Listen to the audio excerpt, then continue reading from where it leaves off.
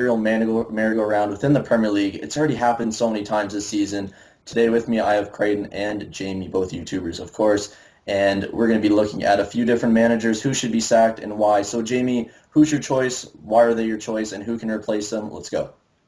Well, my pick for today is Chris Hughton from obviously Norwich City, and I think Chris Hughton could be on his way out simply because he's not been doing very well of late.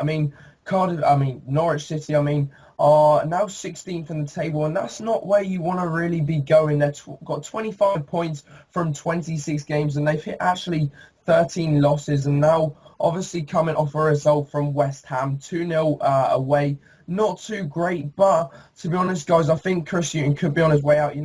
He's obviously made some new signings in the January transfer window. That's where I think he could have got his revitalised the season. But he only brung in Gutierrez and Yobo on loan, which, not very good. Also, he went Houlihan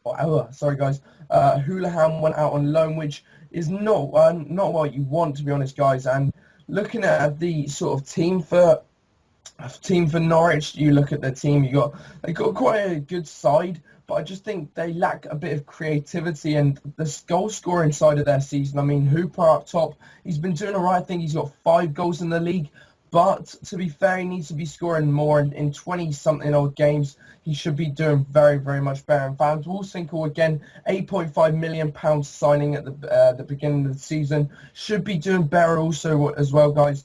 And I think they are one of the lowest scoring teams in the actual league. So that is not very good. And that is why I think Chris Hughton could be on his way out. He needs to sort of revitalise this season very, very quick, or he will be on his way out. And it would be a shame if Norwich went down because they're a good side. But yeah, guys, that is basically it. Okay, so we have some poor tactics on managers within Houghton.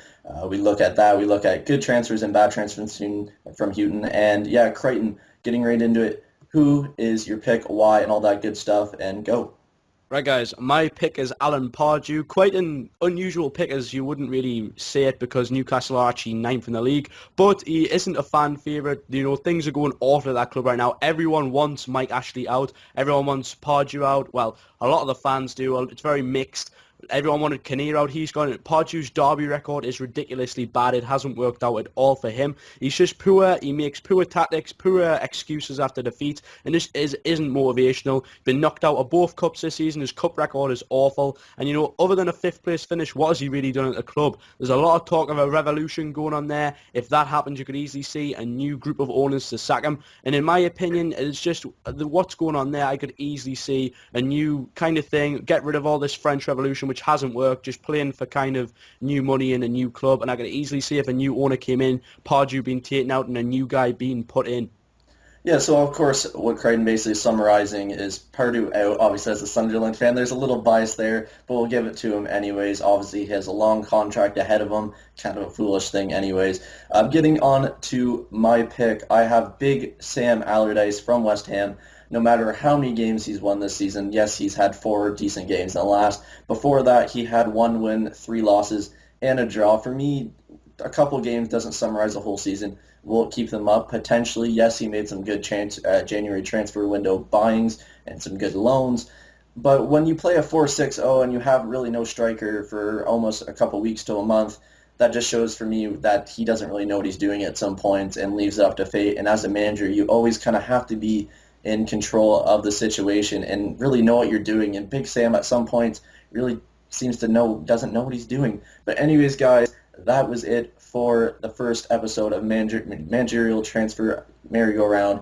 Hope you guys enjoy it. Leave a comment, subscribe, like, and all that good stuff to Talk Aston Villa. Obviously, these guys' links will be in the description below. So go subscribe to them. And yeah, we'll see you guys later. Peace out.